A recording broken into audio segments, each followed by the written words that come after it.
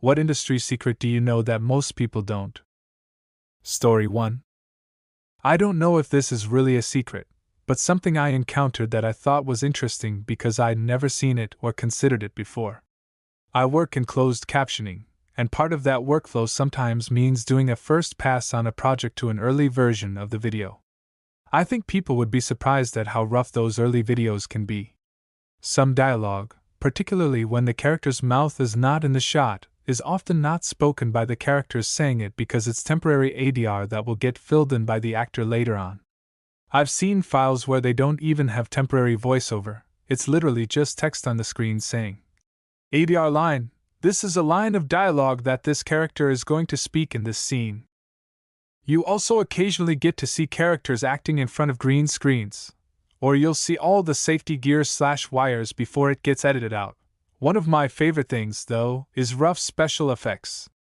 Sometimes it looks like someone using editing software for the first time, creating a crappy fire overlay for what will eventually be an actual effect, or still images just being dragged around a screen.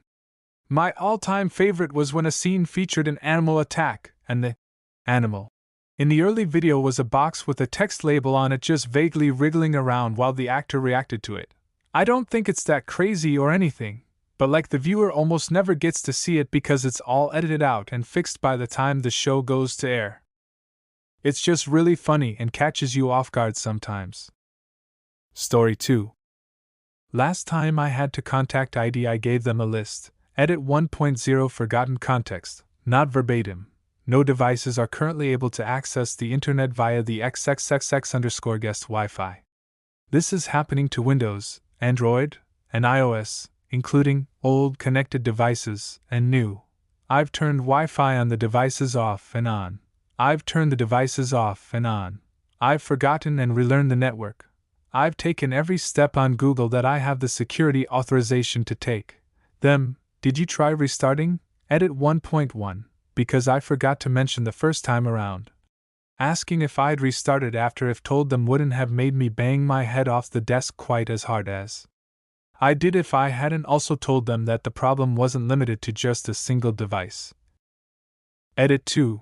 The problem wasn't on my R. I was working as spokesperson for the outside crew and short story long, I was trying to get Chelp IT to remotely restart our router, as the server room is under lock and key rightly, and we can't do anything without authorization. After actually talking directly to me, instead of through a management interpreter they did, but it didn't solve our issue. Chelp had to escalate the ticket to networking. Networking found a problem. I wasn't given more detail than that and got us limping again. Now they're working on a plan to replace/upgrade the entire mesh network at our site, so maybe it was more than just a little problem. Story 3. A friend of mine was a COBOL coder at an insurance company. After a merger, they announced they were shutting down her group and moving everything to Java. Half her department bailed, but she stayed because they were offering stay-on bonuses, and she didn't have anything else lined up, so why not? The bonuses were at 6-month intervals, and they said it would be a year. They brought the transition team in, and she worked with them while keeping everything else running. It went on for 2 years, and she kept getting her bonuses and even incremental raises. After 2 years, they gave up. A year after that, the company was sold again. Same thing repeated. They announced her department was going away but paid stay-on bonuses. At that point, she and another woman were the only two left, so they made my friend the supervisor. Another 2 years of bonuses, and they gave up again. Decided to keep it running because their IT department was understaffed, and they didn't want to tie it up working on something that was working just fine. After 5 or so years, and in no small part due to my friend announcing her pending retirement, they finally got most of it converted, but the remaining woman in the original team stayed on and became supervisor. My friend basically got rich off of failed conversions and mergers. To this day, the company still has one small fraction of their business running on COBOL. Story 4. I've worked in the streaming and cable industry for 12 years now, but I do quality control. I can tell you that yes, AI is absolutely becoming more prevalent in the CC industry in some way or another. I went to NB last year and there were several AI companies showing exactly that.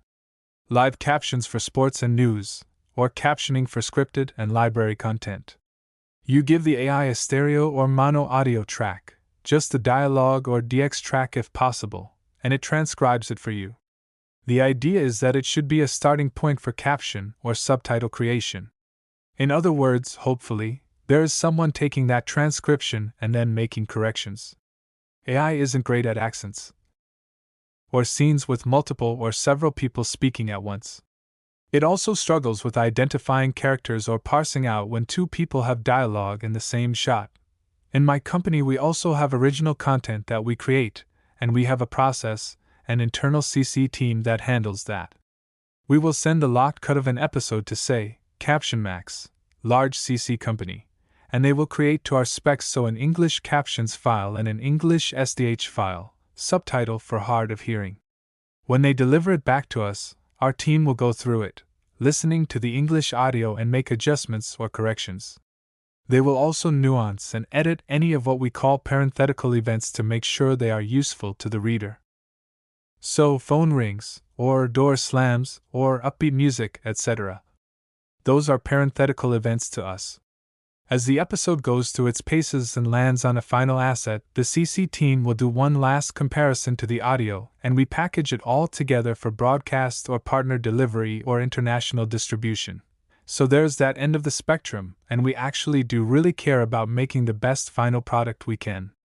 Even in quality control, where we are finding the boom mics or Starbucks cups or green screens, my team cares and we are really good at what we do.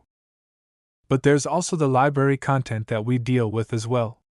Our bread and butter is licensing materials from distributors, Warner Brothers, Sony, etc., and putting it on platform for you all. Those materials are their property, and we can only do so much. If we flag that a captioning file is universally 5 seconds early or late, or is missing a ton of letters or words, we can send it back for fixes. We have a tolerance of /1 second of timing. We also have a simple metric that the FCC has provided us of any title newer than 1998 needs to be 90% verbatim. If it's older, then it's kinda as is to a point. For music lyrics, unless the music is plot pertinent, we don't typically bother because we don't know if licensing was there to be able to actually caption the lyrics. Another weird thing about the older caption files and titles is that tons of these files were created back in the day, and then encoded to tape. Their master was likely tape-based for decades, and when said distributor went file-based, they had to digitize and decode that CC file to get it back to file. If you've ever seen a video and at the top of the frame there are these weird white lines flashing all the time, that's the old captioning encoding firing. So in that process, there could be errors induced into the caption file. There are also technical specs that are adhered to as well. Closed caption spec is 32 characters per line, and no more than 4 lines because of old set-top boxes and their specs. There is also a minimum time the caption can be on screen and maximum as well. A lot of captions files were created and then conformed to a reading speed which is set up in the captioning software. So it may move the timing and run length of each event just to fit a loose tolerance.